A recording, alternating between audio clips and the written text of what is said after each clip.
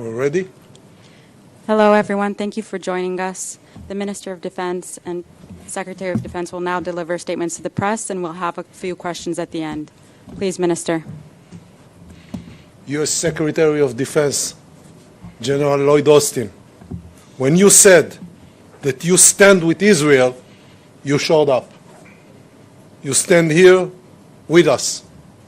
Mr. Secretary, you have shown us what it means to be an ally, to be a friend, to be a brother.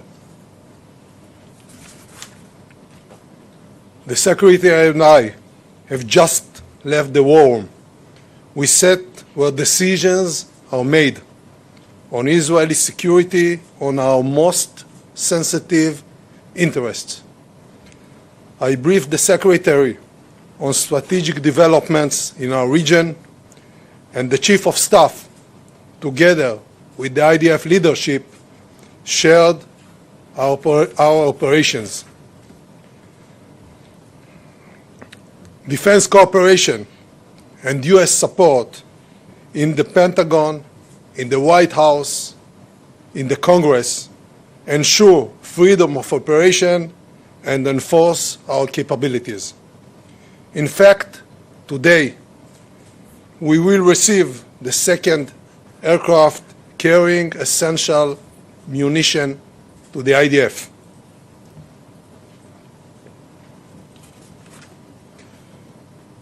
U.S. deployment of assets on land, in air, and at sea sends a strong message to both our partners and enemies in the region.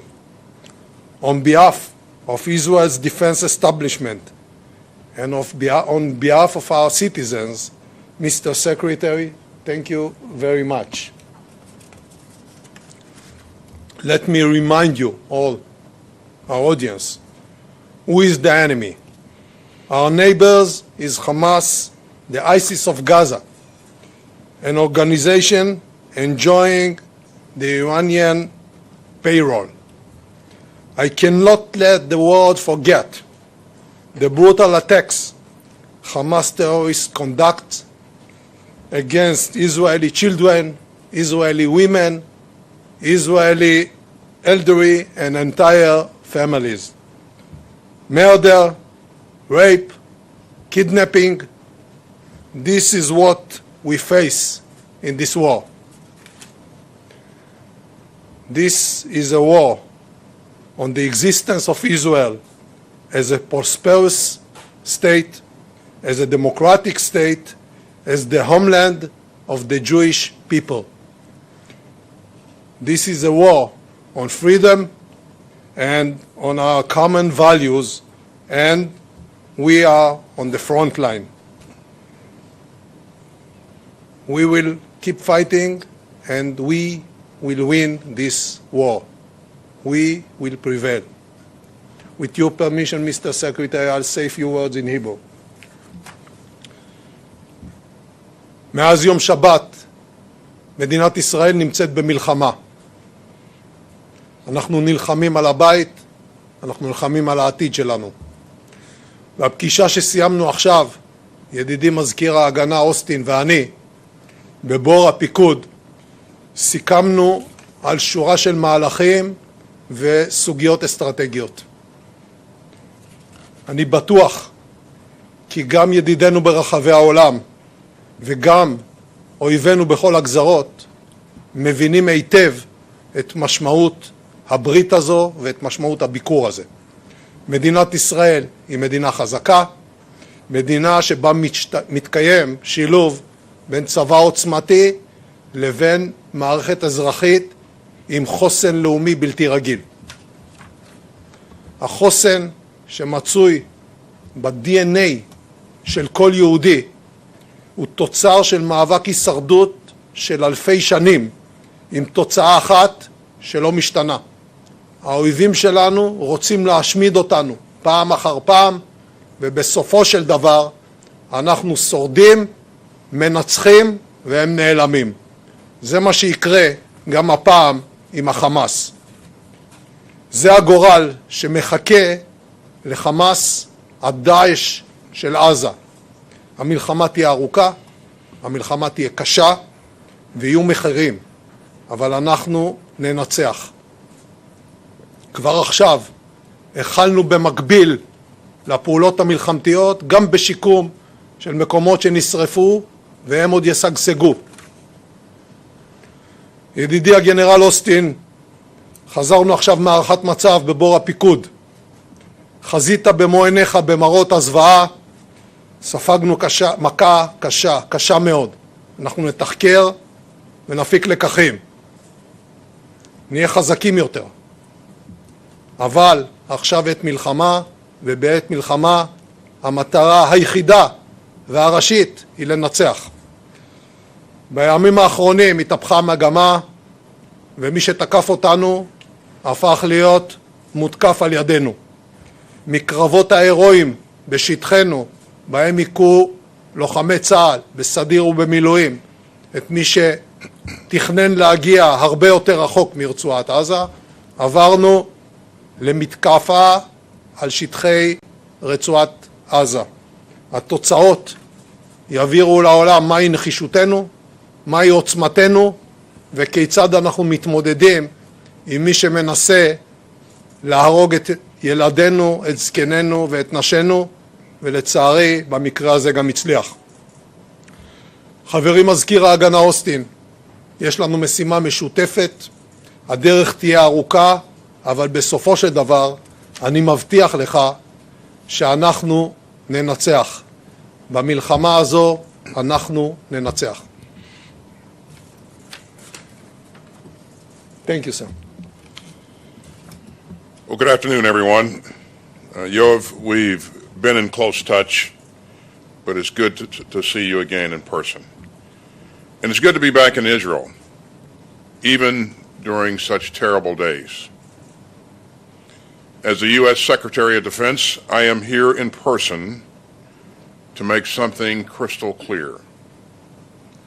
America's support for Israel is ironclad.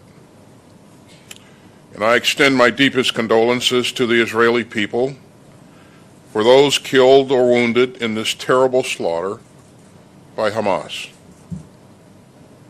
I'm also here in solidarity with all the families still living the waking nightmare of not knowing the fate of their loved ones. And we will continue to coordinate closely with Israel to help secure the release of the innocent men, women, and children in the clutches of Hamas, including American citizens. Now, Israel is a small country, a place where everybody knows everybody. And in times of trial, the intimacy of your society deepens the intimacy of your grief. But that's not a weakness. It is a profound strength. And in times of testing, Israelis know what to do.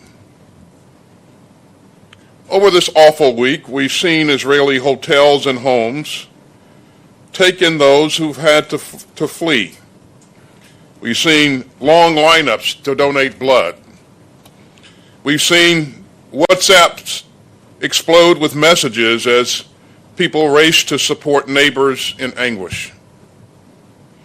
And perhaps because I'm a retired general, I was especially moved by the story of a retired general named Noam T-Bone.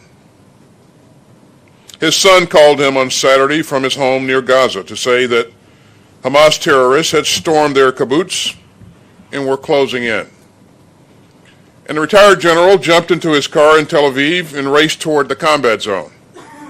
He linked up with other fighters and rescued his son, his daughter-in-law, and his granddaughters. And when the general arrived at their house, one of his granddaughters just said, "Grandpa's here." And these are rays of hope in a terrible week. And in times like these, sometimes the best thing that a friend can do is just to show up and to get to work. Now, this is no time for neutrality or for false equivalence or for excuses for the inexcusable. There is never any justification for terrorism, and that's especially true after this rampage by Hamas. And anyone who wants lasting peace and security for this region must condemn and isolate Hamas. Hamas does not speak for the Palestinian people or their legitimate hopes for dignity, security, and statehood and peace alongside Israel. As a former commander of Central Command, the deliberate cruelty of Hamas vividly reminds me of ISIS. Bloodthirsty, fanatical, and hateful. And like ISIS, Hamas has nothing to offer but zealotry, bigotry, and death. The world has just witnessed a great evil. The deadliest attack on civilians in the history of the state of Israel, and the bloodiest day in Jewish history since the end of the Holocaust. So make no mistake, the United States will make sure that Israel has what it needs to defend itself. And Israel has a right to protect its people. You know, and there are many phone calls this week. President Biden has told Prime Minister Netanyahu that the United States would also respond swiftly and decisively to such a massive terrorist assault. And the president also underscored that democracies like ours are stronger and more secure when we uphold the laws of war. Terrorists like Hamas deliberately target civilians, but democracies don't. This is a time for resolve and not revenge, for purpose and not panic, and for security and not surrender. At President Biden's direction, we have moved urgently to respond to this crisis and to send a strong message of deterrence. The USS Gerald R. Ford Carrier Strike Group is now in the region, led by the largest aircraft carrier in the world. We've augmented U.S. fighter aircraft squadrons in the Middle East, and the U.S. Department of Defense stands fully ready to deploy additional assets if necessary. As President Biden has said, for any country, for any group, or anyone thinking about trying to take advantage of this atrocity, to try to widen the conflict or to spill more blood, we have just one word: don't. The world is watching, and so are we. And we aren't going anywhere. We will remain in close contact with our valued partners across the region, and security assistance from the Department of Defense is already rapidly flowing into Israel. That includes munitions and air defense capabilities and other equipment and resources. It also includes more interceptors for Iron Dome to save Israeli lives. And we will continue to ensure that Israel has what it needs to keep itself secure. Now, Hamas attacked at a time of global challenge. But the United States is the most powerful country in the world, and we remain fully able to project power and uphold our commitments and direct resources to multiple theaters. So we will stand with Israel even as we stand with Ukraine. The United States can walk and chew gum at the same time. And U.S. security assistance to Israel will flow in at the speed of war. And as this harrowing week draws to a close, And as Shabbat draws near, we stand together, and we stand strong. The United States has Israel's back, and that is not negotiable, and it never will be. And after this terrible week, I wish you and all the people of Israel Shabbat Shalom. Thank you. We'll be starting with the questions, starting with Alon Ben David, Channel 13. Thank you, Mr. Secretary. Your presence in the Eastern Mediterranean clearly projects power, but should Israel be attacked from the north, from Hezbollah in Lebanon, will you be willing to exercise your force and join the fighting? I ordered additional assets to the region to bolster deterrence. And again, the message that we would send to any country or group thinking to take advantage of this situation and widen the conflict, don't. I won't speculate on anything that could happen in the future. I will just tell you clearly that the United States will continue to support Israel's right to defend itself. Please, a question to the Defense Minister. השר גלנט, דיברת בתחילת השבוע על כך שהמטרה של המבצע היא למחוק את חמאס. ואזרחי ישראל שואלים את עצמם מה המשמעות של זה. האם תוכל להסביר לנו מה אתה מקווה להשיג במהלך הצבאי שלך ואיך הוא אמור להסתיים, באיזה מצב חמאס יימצא?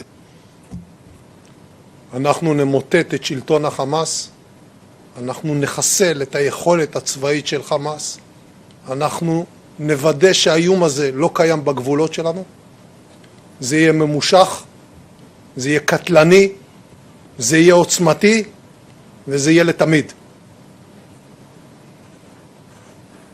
Matt Seiler, ABC.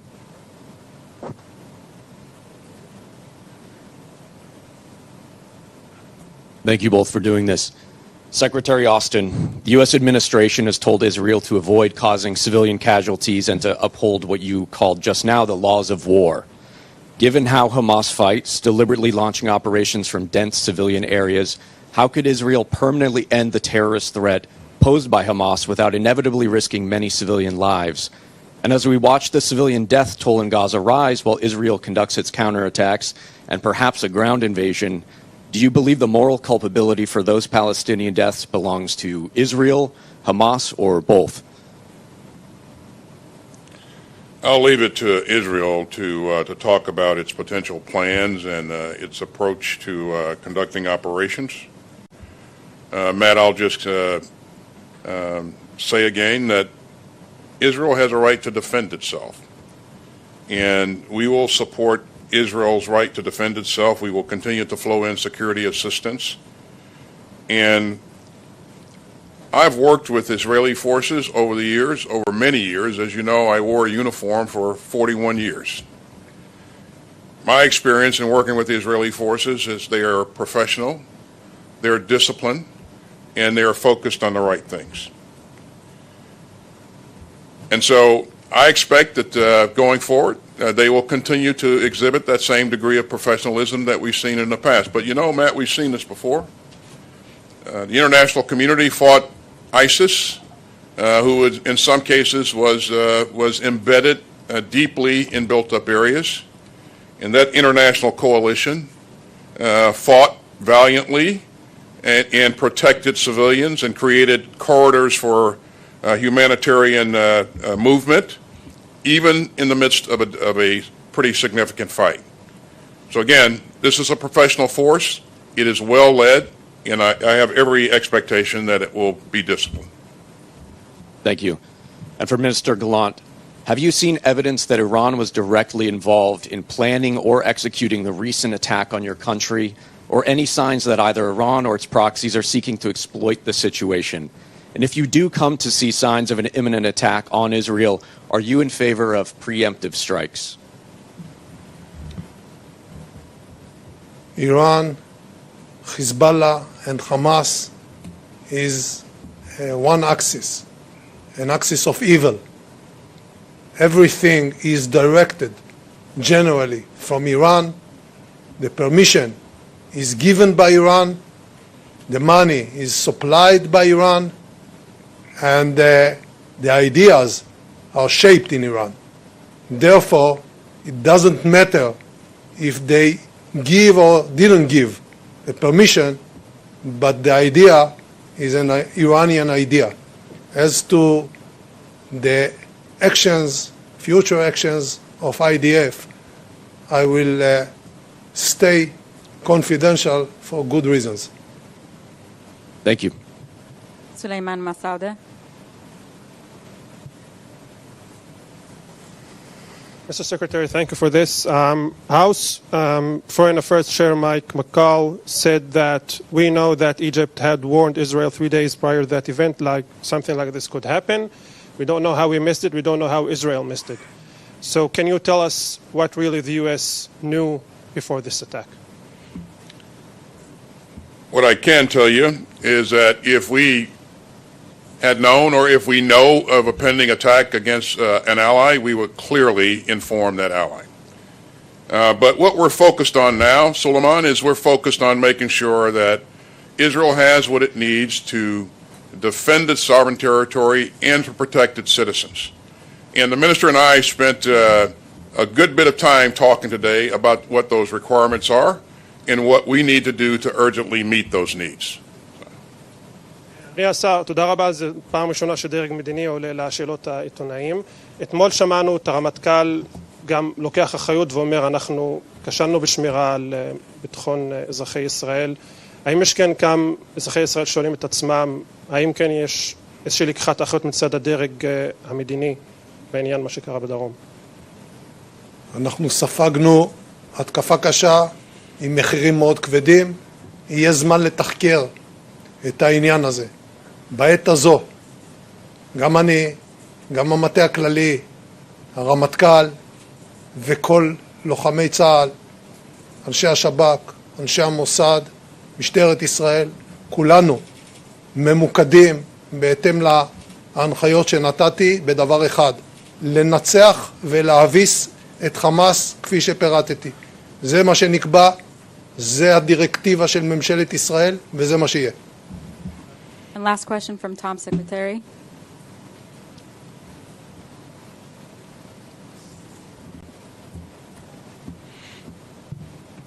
Thanks for doing this. Mr. Secretary, as you just stated, you were involved in the major effort to stop and eradicate ISIS.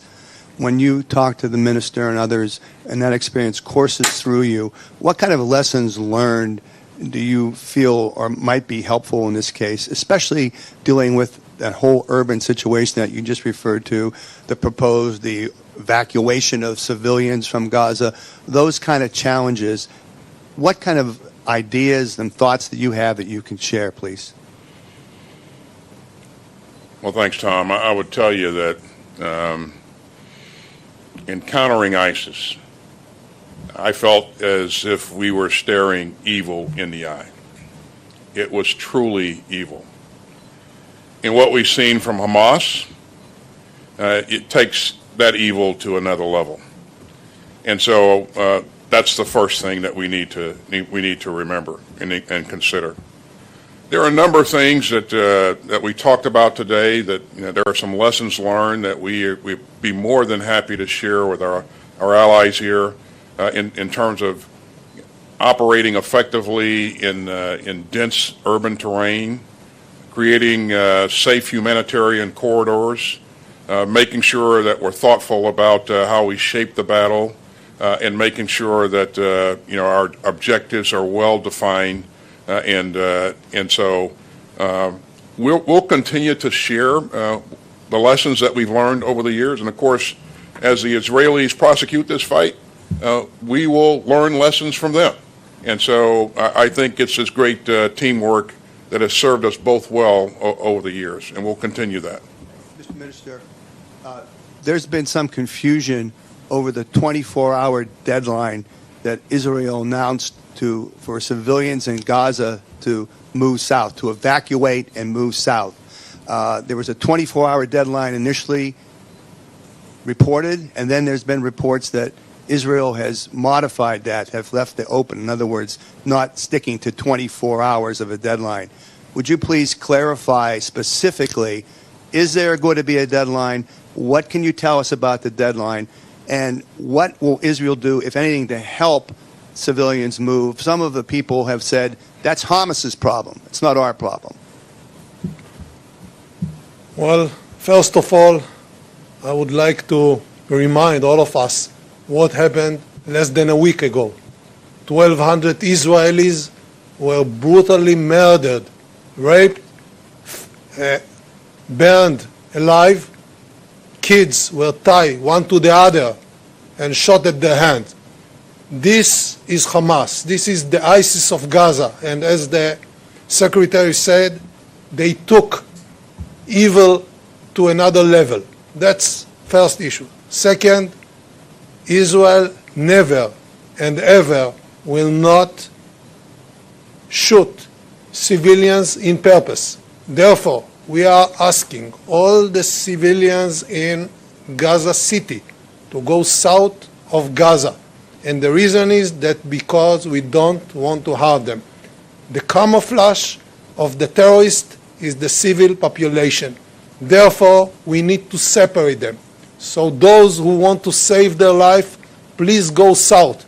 We are going to destroy Hamas infrastructures, Hamas headquarters, Hamas military establishment, and take this phenomena out of Gaza and out of the earth. They cannot live among human, civilized people. But 24 hours, is that deadline still holding, the 24 hours? Thank you very much. We're done for today. Thank you.